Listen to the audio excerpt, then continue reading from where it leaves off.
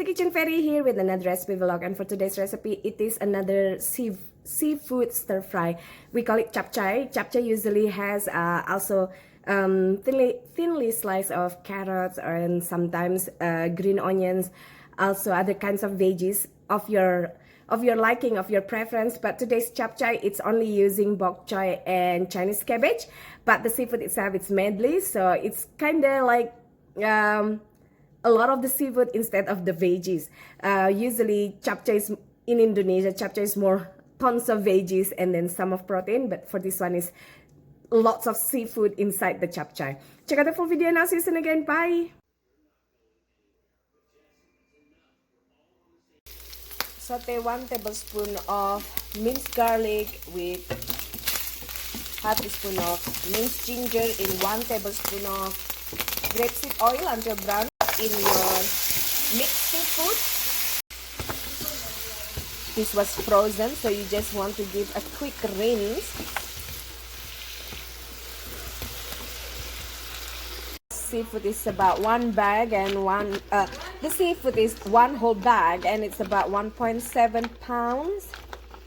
Again, it was frozen, and just give a quick rinse, and then we're just gonna let it kind of melt a bit before we add our veggies. Now your seafood will produce a lot of water because it was frozen. It's time to add in your veggies. So I have baby bok choy and also Chinese cabbage. You can use whatever you want, whatever veggies you want, I mean. I know it's beeping. Now season it with a little sesame oil, soy sauce, and Vegeta. You just want to stir it and adjust the flavoring to your liking. If it wasn't for my kids, I would add chili flakes, if not fresh chili. But this is for my kids, so just the simplest.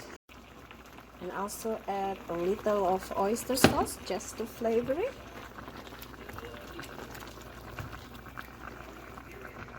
If you like, a little ground white pepper.